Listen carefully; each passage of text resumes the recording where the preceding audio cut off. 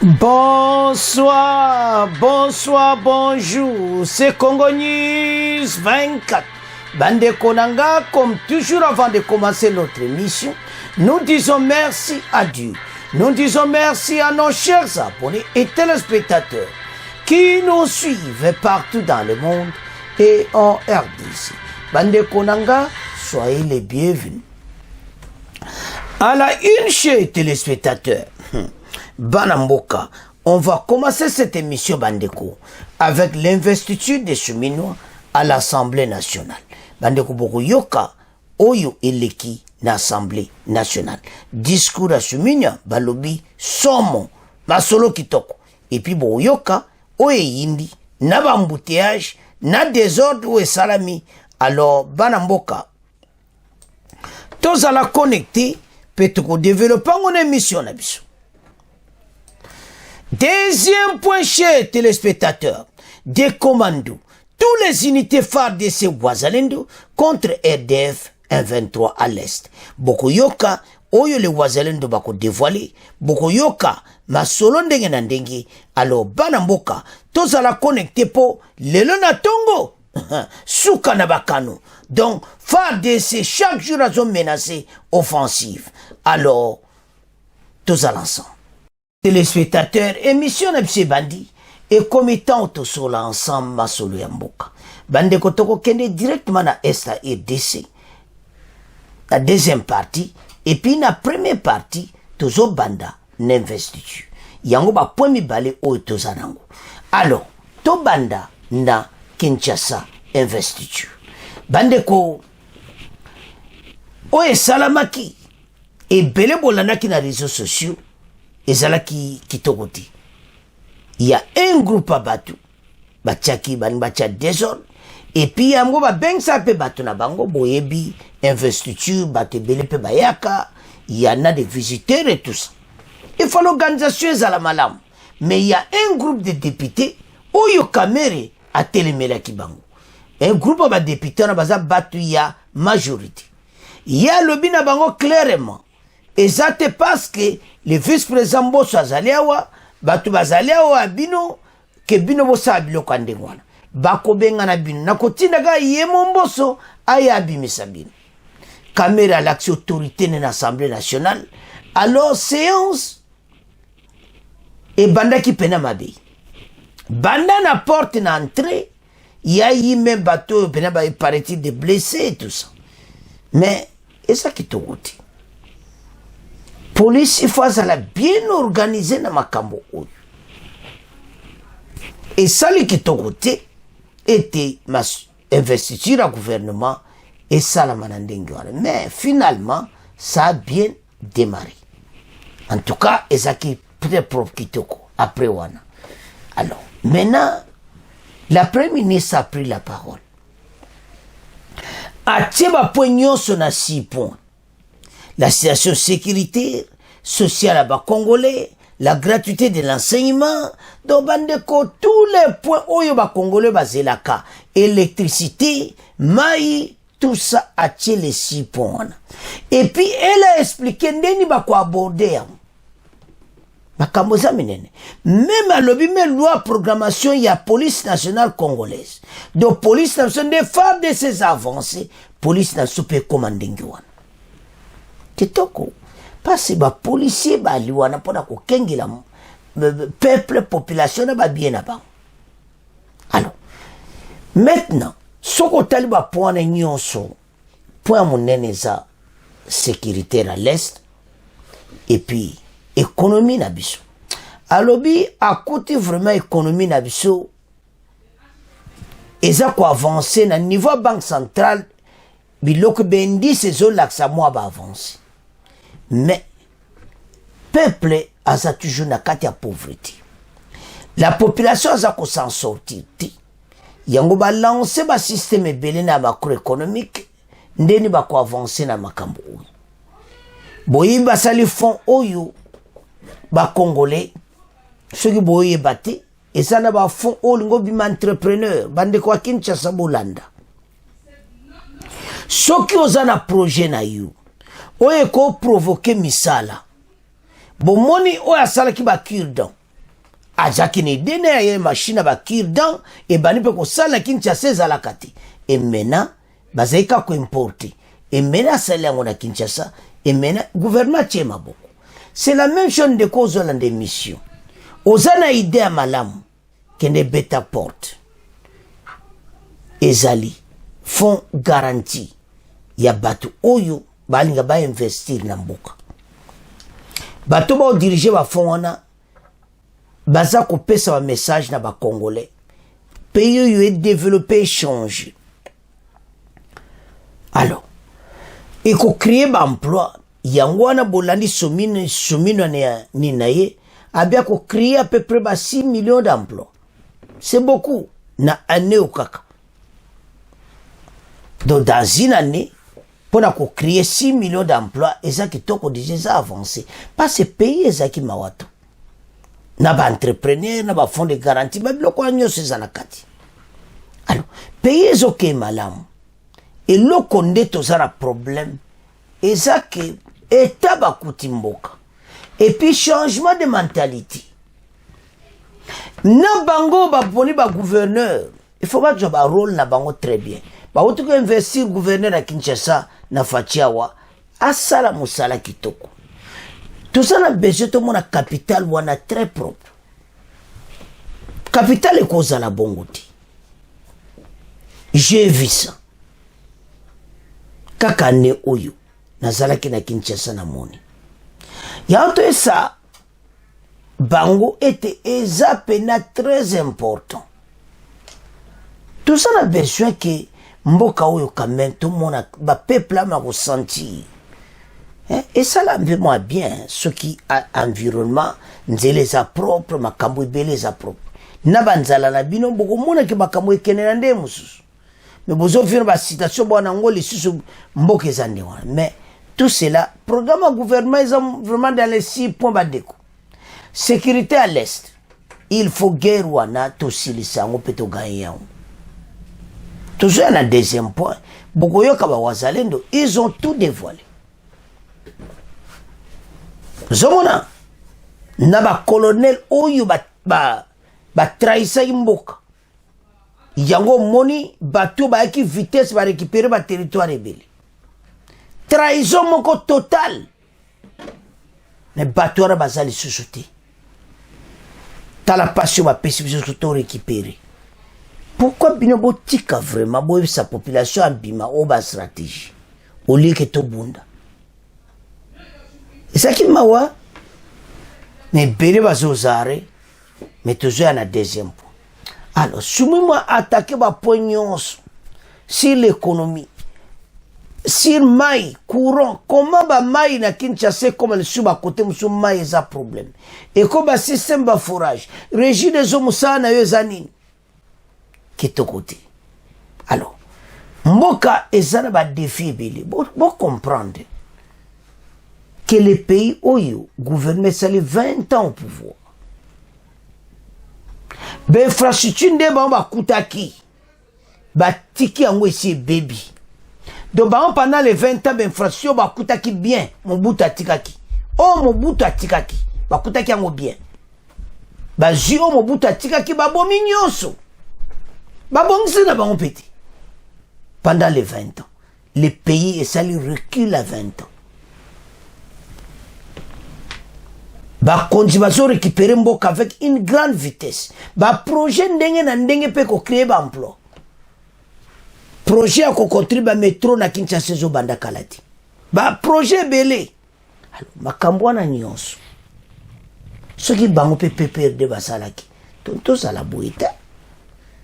Il n'a qu'à se taire sur bazo critiquer bam. Alors, investiture, sur moi tous les 6 points. Alors, tout temps à tout yo capé les 6 points. Toujours kaka bref, pas tous en émission. Tout yo capé au caméra ici. Bon, auto avance. L'investiture des gouvernements y assumé moi à l'Assemblée nationale. Oyo kaka somo. Parce que il fallait et ça la mandengyo. Et discours, toyoka discours à caméra. Yépe, akozwa bamona ye mwa message oyo apesaki mpona ndenge investiture ekoleka. Il a d'abord pris la parole en tant que président de l'Assemblée. À côté na ye tozana premier vice-président Chilumbai, na tozana Mbosso comme deuxième vice-président. Alors, et bandi na mobulu ezali pena kitoko te. Alors, Kamere bandi nango tokobana na Kamere après tokoya na Sumino. Se sentant visé, Vital Kamere ne s'est pas laissé intimider. On ne peut pas m'humilier, mais c'est la République. Vous êtes venu humilier le chef de l'État. Je sens me défendre. J'ai compris les petits jets. Les policiers vont monter et on va vous faire descendre. Tout est suivi en direct. Abandonnez vos projets. Nous sommes venus travailler. Je peux demander au chef de l'État de faire quitter certains gouvernements.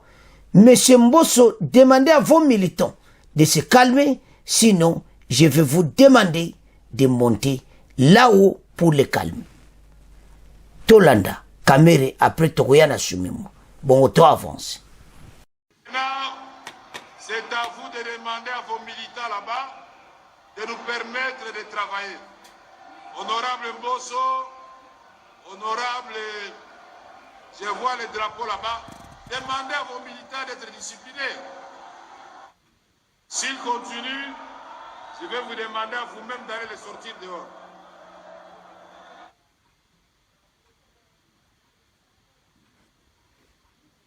Toi, balcon, kuna, télé. Ceux qui va député, baza koyoka te, donc suspendre les séances, donc Missimino Libanda. Ici, il n'y a pas d'émotion. Donc Missimino Libanda. Tigama Kesko Tomana Musala. Toyokani, Tomana Musala.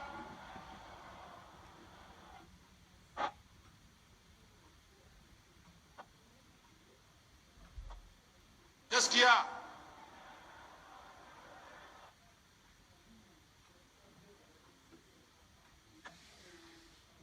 Il n'y a pas de problème.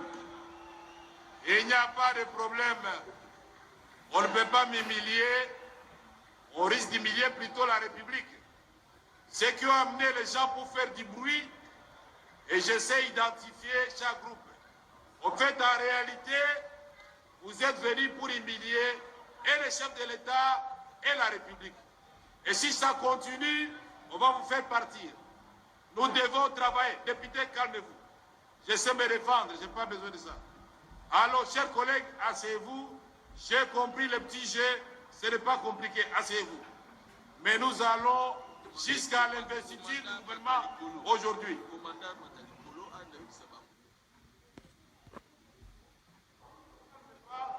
Les policiers vont monter là-devant. Et tout ceci est bien suivi, en direct à la télévision. Toyebi nani azana groupe ya nani.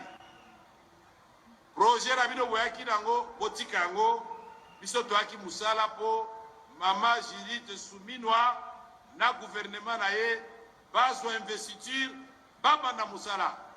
Bitumbeza na mboka, Zaleza na mboka. Oya komekali susu, kombo na ye tozui, na mokonzi na ye swa zaliawa, toyebisi mokonzi ya mboka, kaka lelo yo, tosali motion tolongole Moussala. L'ICK Zalité, vous avez intérêt à téléphoner à vos petits militants, Batika Makelele. Sinon, l'Assemblée va s'assumer. Chers collègues, vous êtes d'accord avec moi? Qui sont pour? Qui sont contre? Merci. Alors, silence dans la salle. Un groupe wana bayaki na bango bayaki na mouvement na bango. Mais Kamere asali masolo kitoko. Alobi ya kosenga na chef de l'État bino tout balongoli bino misala. Macheza mobulu Kamere indi simabe. Mais c'est comme ça qu'il faut imposer. Tena plénière. Mais ma commandé, on a pourquoi? Pourquoi des intimidations comme ça? Et puis, dans la démocratie, ce qui Bata Katumbi, Christian Mwandal a parole. Mais c'est problème. Il y a tout ça, Takaki Bango Nyonso, bateau tout, Oyo. Balingi batia mobulu, Nabo Bayaki, ba intimidé, ba meka, mais caméra a pris le dessus. Asali Moussane Kitoko a imposé ba nyonso, pe ayebisi ba entourage na ye. Ezate pas mboso azala bino bosa na otinaka ye mboso aya abimisa bino. Ezaya koinda esi eyindi. Voilà. Aindisi. Alors, maintenant le cas na la première ministre. La première ministre en tout cas ba ponyo esali kitoko. Tolanda ye bongo. Avance. La première ministre Judith Suminwa a affirmé mardi 11 juin l'engagement de son gouvernement de relever les défis sécuritaires et socio-économiques. Elle a s'exprimé en détermination lors de la présentation du programme d'action du gouvernement devant les députés nationaux, réunis à la salle de congrès du Palais du Peuple, à Kinshasa. Pour atteindre son objectif, Suminwa a dit compter sur les 6 piliers du programme électoral du président Félix Tshisekedi pour la période allant de 2024 à 2028. Ces 6 principaux engagements du gouvernement Suminwa sont entre autres la création d'emplois, afin d'absorber les dizaines de milliers de jeunes diplômés et réduire le taux de sous-emploi. Le gouvernement Suminwa se propose également de protéger et renforcer le pouvoir d'achat des ménages congolais contre les aléas des prix à l'importation, des variations des taux d'échange afin de leur garantir une meilleure qualité de vie. Il vise en outre pacifier le pays, construire une économie plus diversifiée et plus compétitive, faciliter l'accès aux services sociaux de base, les soins de santé, l'éducation, l'eau, l'électricité, ainsi que le renforcement de l'efficacité des services publics. Selon la première ministre, ces piliers permettront d'accélérer le développement économique et social de la RDC. Alors, Sotana va pilier Oyo, abandaki d'abord sur Mboka Oyo, sur les défis sécuritaires et socio-économiques. Tozaka na mibali wana, oya minene penza. Socio-économique kabwana makamulokola, tozana ba situation ba dollar, biloko bazo somba, il faut baluka batu basomba ka biloko na franc congolais. Toko somba ka na dollar te. Eza ko sala propriété. Alors, électricité, maï et tout ça. Donc, tala ba défi wana à présenter et puis mutu nyonso azali satisfait parce que yango anande oyo tozali kozela. To développer masolo. To landa la première ministre en direct de l'Assemblée nationale. La première ministre Judith Suminwa. Avançons. Le citoyen. Sur le plan macroéconomique, malgré les pressions externes et les problèmes de sécurité, l'économie congolaise a affiché des performances satisfaisantes. La croissance économique soutenue est essentiellement tirée par le secteur extractif, exacerbant la vulnérabilité de l'économie congolaise. De même, l'évolution des niveaux de prix et de biens est dominée par la persistance des pressions inflationnistes d'origine externe. Dans l'entretemps, les réserves internationales se sont établies à un niveau de 5 milliards de dollars au 28 décembre 2023, équivalent à 2,8 mois d'importation des biens et services. En revanche, le marché de l'échange est étroit et souvent en tension avec des dépréciations monétaires persistantes. En ce qui concerne le volet social, le premier mandat du chef de l'État a été marqué par des efforts importants dans les secteurs de la santé et de l'éducation, notamment avec la mise en place progressive de la couverture santé universelle et la gratuité de l'enseignement de base. La gratuité de la maternité est effective dans la ville-province de Kinshasa et se met en place progressivement dans les autres provinces. La gratuité de l'enseignement de base est devenue opérationnelle depuis septembre 2019 avec des résultats probants.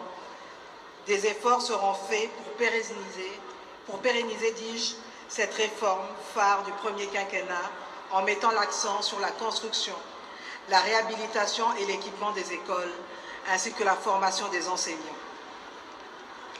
De la même manière, des efforts importants ont été engagés dans la desserte d'eau et d'électricité pour résorber les perturbations dans leur distribution.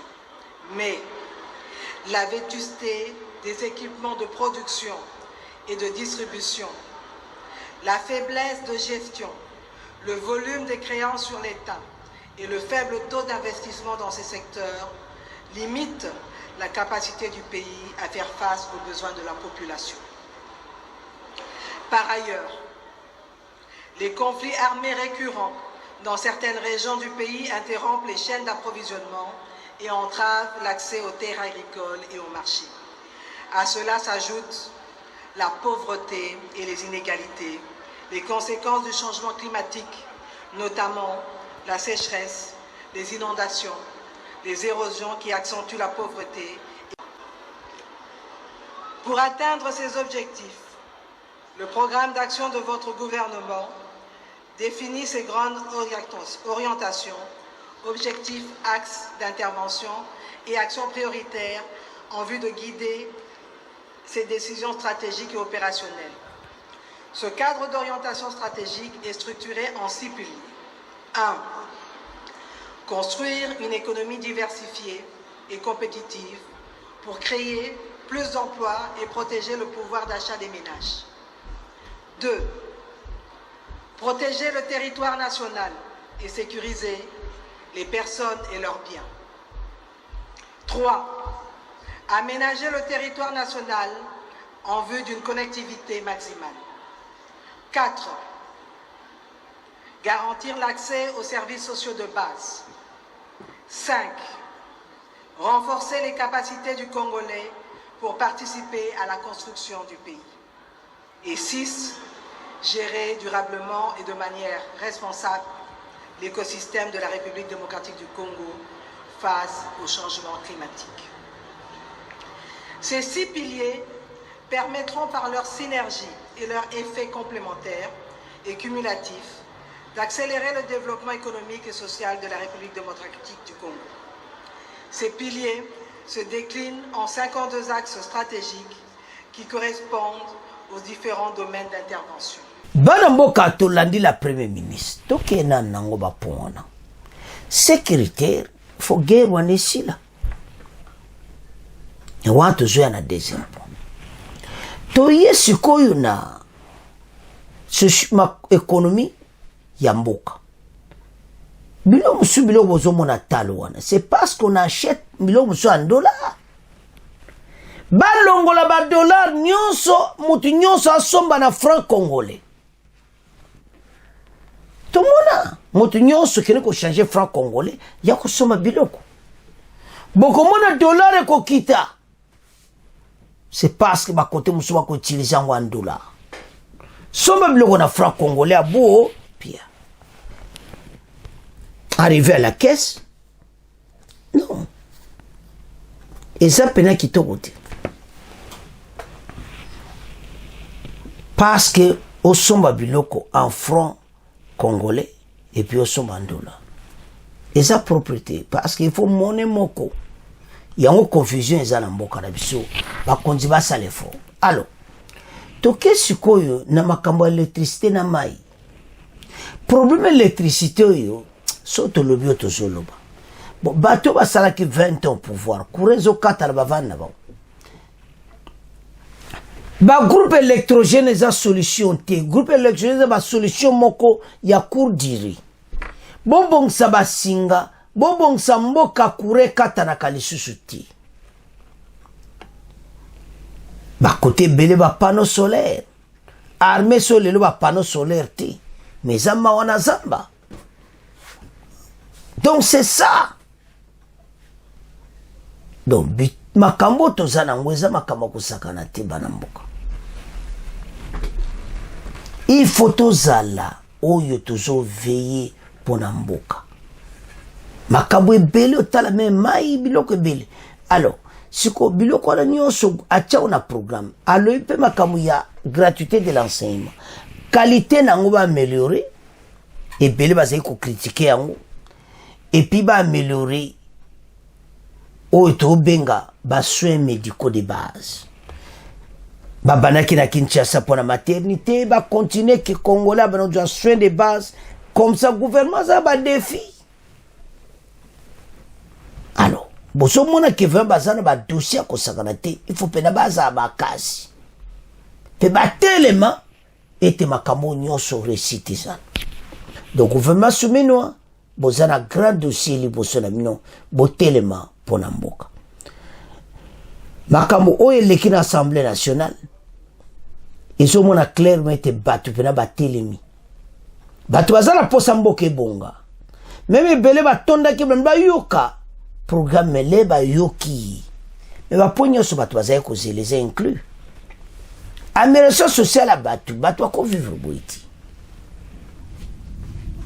Il faut pas créer misala ndega lobi création de 6 millions d'emplois ba emploi pene ko mwana. Il y a des jeunes diplômés na Kinshasa azan assisté à l'université za musalati. Batonde belé. Ces jeunes ont besoin du boulot. Pour créer un emploi. Makambo belé surtout les bo banda banzela bo autoroute aw. Bo métro na Kinshasa bakozwa misala. Makambo belé na mboka ba train bokozwa misala. Biloko na tout fait banda le plus tôt possible. Peuple abima quand même na chômage. Ba créer entrepreneuriat de tolobaki qui na Kinshasa ba fonds de garantie ezali. Au que débattu au comme entrepreneur beta porte ba ko expliquer yo yango. Alors bandeko c'est comme ça dans la mission moko na akenengi na États-Unis ka bato ba créer ba emploi wana ameko expliquer yango na Kinshasa congolais belé basala tout au comme un entrepreneur ba peut ba aider payo mais il faut un projet kitoko ou élaborer projet oyo présenter gouvernement ko appuyer yo mboka oyo bani ko changer malembe to ko mona développement mboka ko ya et puis le au créer ba emploi ba jeune belé ba ko sale pa na yo au diminuer chômage. C'est comme ça que mboka za ko avancer. Alors bandeko en tout cas to ko motika investiture na maboko na bino to ko moke na deuxième point to ko kende directement na SAEDC. Et pas wabitumbeza ya kosakana te toujours na côté kabayonga po côté saki basi batiki na bon ba ko kasute bisonde toza ko avancer ko attaquer bon.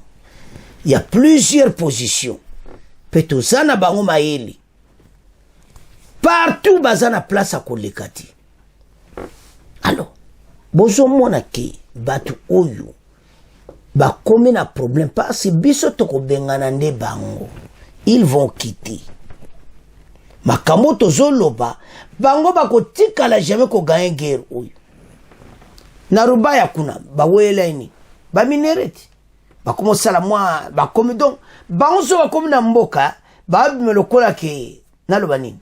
Et comme moi gouvernement na bango pe. Bandeko situation pays ezali eza bien dit. Parce que pays ko zalo kipete na ba pa ba Rwandais bazo diriger ba ville wana. Ezo senga FARDC passe bazo ke na grande vitesse. FARDC ba unité nyonso eza na terrain. Okomona ba unité ndenge na ndenge bango nyonso baza na est. Donc travail penezo sala mabazo la te butu na moi.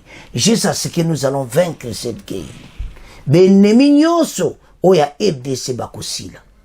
Na front tozana batu tout bazana front. Mais mawazala kinini. Ba trahisa imboka. Boko yoka ba wazalendo bako expliquer comment on a trahi mboka na biso. Eza pena property.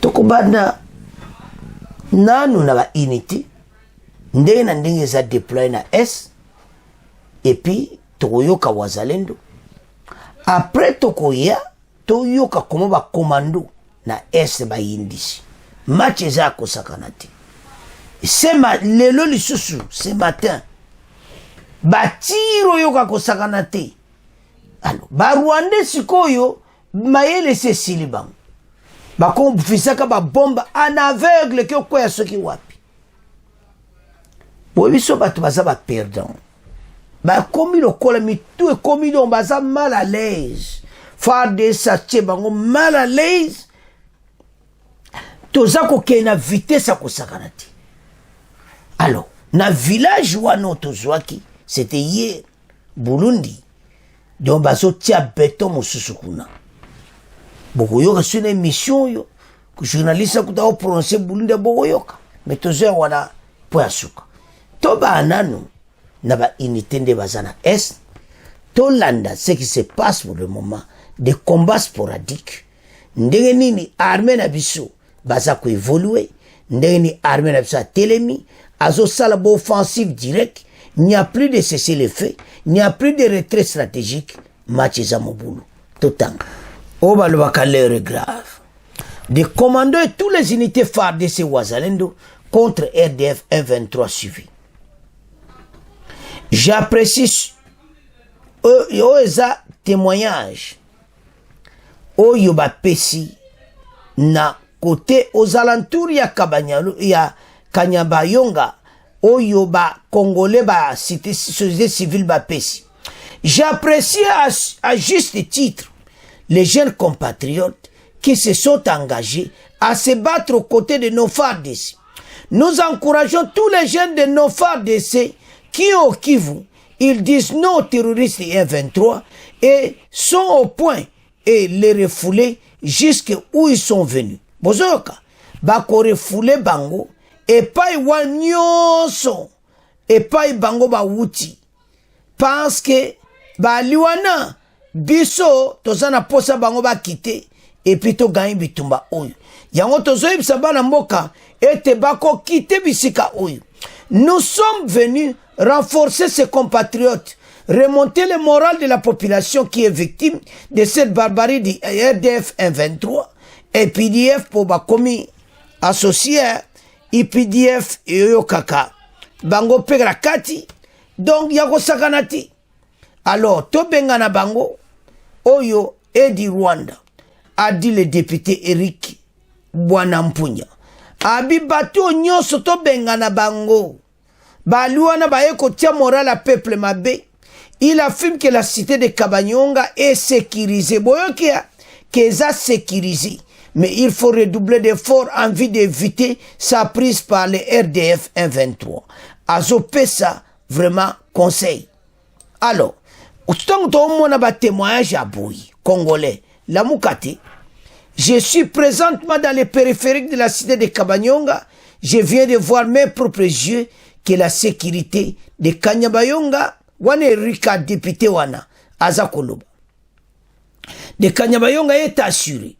Nous devons rassurer toute la population de Kanyabayonga, la population du sud du territoire de Lubero, que la sécurité est assurée. Ajoute l'élu de Goma.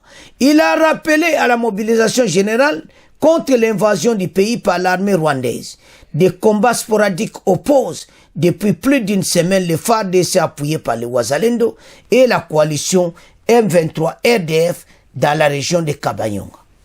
Batu Oyo Bayeba eti ba coalition Oyo pas ces les sous kaka RDF dena IPDF tout tie bango ensemble tout si de ke bango pe bazana kati ba confirmer.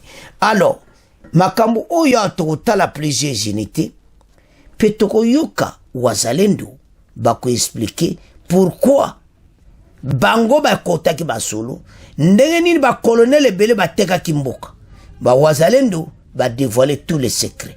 Tolanda, Tobana ba unité pe Wazalendo. Avançons. Alors, chers téléspectateurs, so bozo monandenge tozo laksabino awa. Ba unité nyonso ya FARDC bazana o na front. Tabia mindele wana oba entraîna kabango wana.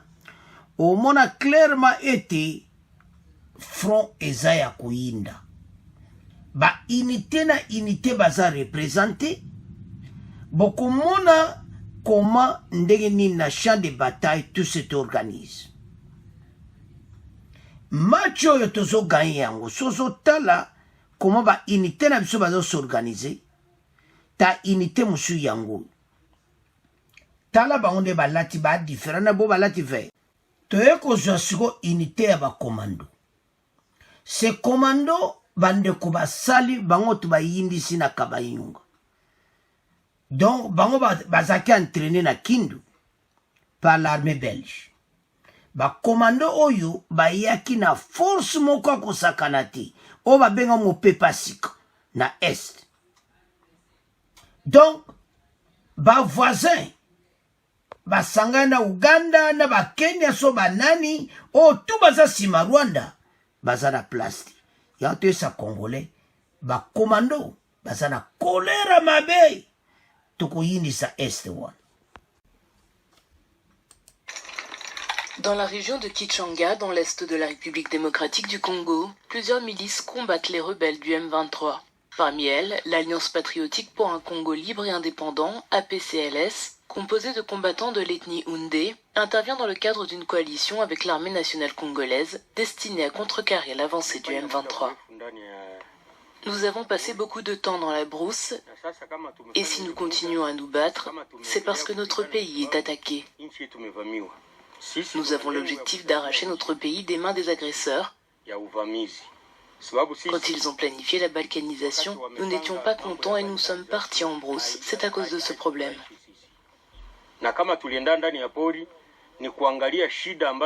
Ces derniers mois, le M23 a conquis une partie du territoire de Rutshuru, près des frontières avec l'Ouganda et le Rwanda. Un porte-parole de la PCLS a déclaré que le retrait de l'armée congolaise de certaines routes clés avait permis cette avancée. Nous ne sommes pas avec eux sur le terrain. Nous sommes seuls et il y a des axes que les FRDC ont libérés. Vous voyez que l'ennemi progressait avec vitesse. Il y a des colonels FRDC, des officiers qui ont trahi. Et il a fallu que nous intervenions pour arrêter cette hémorragie. Human Rights Watch indique que les dirigeants de plusieurs groupes armés congolais, dont la PCLS, se sont rencontrés en mai pour forger une coalition patriotique. Nous travaillons avec eux parce qu'ils acceptent que les pays ne soient pas balkanisés, que nous ne puissions pas céder même un seul centimètre de notre République. Par contre, tous les autres qui travaillent avec l'ennemi, alliés à l'ennemi, sont nos ennemis. On ne travaille pas avec tous les groupes armés. Certains groupes armés comme les Forces démocratiques pour la libération du Rwanda sont accusés de violation des droits de l'homme. L'armée congolaise et la PCLS affirment ne pas combattre aux côtés de ces milices. Alors, chers téléspectateurs, tolandi biso nyonso. Toyoki komba unité na biso bazo travailler et puis tolandi le wazalendo. Bande koba unité nyonso baza présent, tout moni bango, na ba mindelo wana o baza ko ensemble, mais na ba commando o moni bango, mais o tozo signaler wa message à wazalendo. Wazalendo balobi en tout cas ba colonel ebele batekaki vraiment batrahisaki bango lende ba intervenir ba moni pene ki mboka ninge za la balkaniser na ndenge mukiti batiki bato ba récupérer ba territoire très rapide to ezaki trahison. Alors ebele bazozare, c'est pour cela que ba wazalendo ba koti makambu oyo te sabine ke ba wazalendo mutu babebisi kopa batu wana nyonso na ler wana soki bango ba intervenaka te mbele lelo na yebi te baloyi bango bazalaki te tout ce qui s'était passé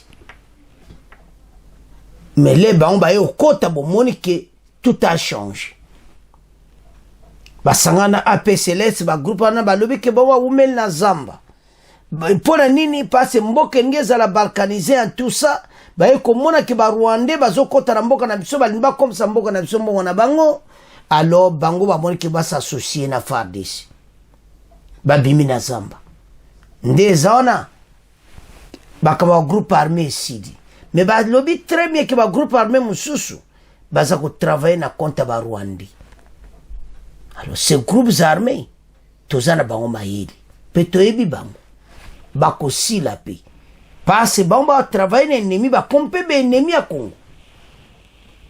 Jeune Wazalendo, nous avons suivi cet extrait. Bozo mona bandeko elonga na lobaka et c'est bozo bolani le bazoloba affection mboka. Congolais bozala oyi mutu azoloba na posa mboka nde bolandi bango. Osuma mutu vaza na souci ya mboka. Que ce pays que ne liboso. Tous ces Rwandais dégagent, quittent notre pays, botika ba richesse na biso.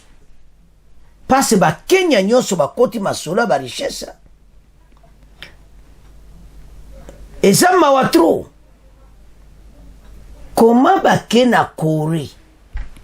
La Corée azolinga pa kota na Afrique ba makamba minéré, mais le Kenya et le Rwanda ba ke kuna ba ese ba kolta nini ba bazana ngo. Oyo kokana na oyo ezobime pa na biso. Ezo sala mawa. Bazo yiba wa minere na biso. Lelo na ba Kenya ba komo kene ba réunion na Corée. Toza ko informer bino. Eza mawa. Me bango ba minere Kenya ji minere wana ebele wapi. Rwanda kutu koloba te Kagame ozo maloba. Ba minere na biso. Metango zoko kakalati. Bango bazana problème parce que toko tika te ti toko récupérer territoire nyonso. Ba yebaka yango ke bakovanda wana te. Décision ezake armée ko munene ba minduke yebele contre bateau nyonso ba déranger mboka na biso. Alors, ndenge makambo ezokende. Na bateau nyonso baza sima Kagame. Bako vivre le président Kenya moni déjà Fachi Alexis bangwa en pleine visioconférence. O bazo sala ba sengi Fachi pas aller décrochage, sabotage, à boycotter bango. Et sur l'accident si kalaté toujours bimana biloko na nyonso. Mawatru. Alors ba komi ba minere na biso ba yomo ba Wazalendo yo ba bebisi ba cop na bango tout. Occident za contre Wazalendo na ndenga mukiti. Ba Wazalendo ba yena vraiment solo. Ba ido ba yaki na oto kabula minera ese ko sala mati. La RDC ko tika la pays indépendant. Pe mutu monta oya ko kabula minera na biso. Bo baza ba Rwanda ba kene na Rwanda ba tika pays na biso calme. Bande ko match za mobulu. Alors, eloto osengeza nini? Congolais à comprendre et à supporter FARDC. Bende le Kouyaté, nous allons gagner cette guerre. Bah, Wazalendo va expliquer très bien ces jeunes. Faut te mettre là-bas, on beaucoup. Et puis, Babiloko boy. Il faut qu'on partage, qu'on solo là. Et ça là, kitoko. Alors, wana ezalaki. Le Wazalendo pena ba unité ozo bunda na front bomoni bang. Alors, ces unités, bazo ça la grand boulot. Ba unité bomoni wana. Bandeko baza ko bunda na ndenge ya kosakana te. Lelo lisusu ce matin basali oyo kaka suka na offensive pa bango bazo bitumba ezana ngokutuka mikolo nyonso. Parce que toko tika te ti toko récupérer ba territoire nyonso. Yango mission ya FARDC. Oyo bomba ana posa ba eko simba te parce que babiloko ebela basali o akora ya Luanda. Kagame sabotant. Il a tout saboté. Biso toko observer ceci les faits. Bango bazo tika armée wana. Rwandais eza kokende. Baza ko avancer. Ba boteli ba village wana nyonso. Tozo côté la bango na yango. Tozo récupérer yango. Cette armée a déterminé. Ya ko bengana tous ces gens.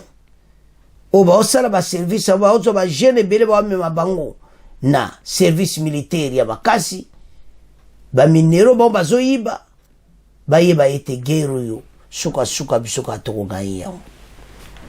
Alors soki to otala bo mona ki armée na biso aza vraiment ko travailler na effort ko sakanati. aza appuyé na bawazalendo nde tolandi wana. Alors toyoka mwa extrait oyo comment c'est que c'était passé lelo, parce que chaque jour il faut topesa abino boyeba comment FARDC azosala mosala pe comment armée rwandaise RDF IPDF so na ba Kenya soki ba nani bango nyonso ensemble baza en débandade pour le moment ba cop na bango ekufi FARDC masolo kitoko ba commando na kata terre match eza mobulu bandeko o balobaka yinda kaka ba commando nde bozomona wana ba Rwanda oyo baza kopalaka bambangu oyo kaka des combats sporadiques opposent depuis plus d'une semaine les FARDC et les voisins et ce soir où il est kilelo au monacoma notre armée aza kobunda. Mais ce qui est bizarre beaucoup yokane bango bakumu bwaka ba bombe partout dans a des ordres de kaka parce que baza ba perdant osomona. Alors armée rwandaise maye les siliers baïsou na choiti et nous allons avancer et ko beta mon biloko pe ko gagner match oyo. Alors bana mboka en tout cas tolanda extrait oyo bongo to avancer parce que ba commando et tous les unités de bozomona na kata terrain na ba wazalendo tozolanda RD F23 bango na bazopaka tambango. Alors bana mboka tolanda extrait oyo. Restons dans cette province où des échanges de tirs d'artillerie opposent à nouveau l'armée congolaise et ses alliés aux rebelles du M23 autour de la cité de Kanyabayonga. Selon nos sources à Kanyabayonga, des tirs sporadiques de mortiers sont entendus par intermittence dans la région. Rien que dans la matinée de ce lundi, 2 obus sont déjà tombés dans Kanyabayonga. Rappelons que c'est depuis 15 jours que ces affrontements ont été déclenchés dans cette zone. Déclenché dans cette zone. Toutes nos sources notent et confirment que l'armée régulière continue jusqu'ici de contenir les rebelles au-delà de Bibulindi, j'espère que je vais bien prononcer, à un peu plus de 10 km de Kanyabayonga. Bandeko tolandi biso nyonso soko tali pena ke oui toza ko avancer et puis bitumba oyo toko gagner yango monguna toko bete biloko très rapide toko gagner bango. Alors tolandi wana buluni eza place ba otia béton mususu ça dit bako lekate à 10 km de Kanyabayonga donc bozomona keza pena dia musika toza ko avancer musika arma zo bunda na motema malamu makamu nyonso kitoko bato nyonso batrahisa mboka bele bazoli ambala yanto sa congolais bisonyo so sima armée. Alors eloko to senga mena eza bango na assemblée nationale de ba investir gouvernement soumis moi ba ministre de défense o ba na musala déjà lobby eloko to senga ndenge farde sa zoke liboso to yokate o atelemi azongisi to kende ti kichanga bunagana to récupérer mboka nyonso bolandi ba wazalendo ba dévoiler secret ezaki trahison bitumba ezala kiti trahison moko total arma tika pena ko bundati alors ba trahir ba do ka mboka mawa to perdre la guerre donc ozomona pena ke batu ba congolais ba kufa nzambe sozo tala bato yo motema makasi ba nango bato bazo trahir mboka baza bato mo fuwazo apena ba peine de mort. Alors ni na peine de mort nane ba ko vivre yango. Alors bana mboka tolandi elo to senga na ba congolais eza ke tozala sima ya armée e ko sala kitoko boko mona koma ete tant tozo ko appuyer bango bazozo courage mususu boyebi ba Rwanda ndenge bazawana bayebi na bango ke biso to ko gagner bango bazana la course na contre le monde bazana la course ba récupérer ka ba minerais le plus tôt possible ba remplir ba carnet na bango donc Kagame azobi ma pas trop ya ba coltan ba sac de sac aza ko antase yango mais bayeba ete un jour bako vivre yango un jour bako mona makambo na bango elo tosenga wazalendo bo intercepte bakare ezouta kote Rubaya boluka bo bloquer banzela na bango bazoleka na baminere bo bloquer baroute na bango. Il faut bosala tout bakouloir na bango ekoma bakuta na bino na nzela bambiscade bazoya na kara baminere ale bambiscade bo récupérer basaka baminere nyonso nde bosalaka période moko boye botalaka banzela bango bakoleka parce que balukaki bango bazokanisa bakovanda wana te. Alors le problème qui est là eza na ba voisin mosusu na bo bazotrahir biso tozobunda esalaka pasi omona koma bato bayini bino kapona bomengo boza nango bango lokola baza nango te bazosepela te. C'est pour ça qu'il y a la guerre à l'Est. Il y a un Congolais, oyeba oyozanango, tala batu bazoya kolukango. Comment te protéger yango te? Alors, il faut pas continuer ba recrutement ba militaire. Ba matsa ba militaire mbongo. Te esa bande kebele to luka to solo la même week-end oyo. To me ko solo la déjà. To yeba idée. Ndeni biso ba diaspora to koko aider FARDC. Wana ezali tokosala campagne wana tokoluka toyeba ndeni tokoko ede bango topesa déjà idée ete Congo News 24 kozala ntete wana bamakambo wana.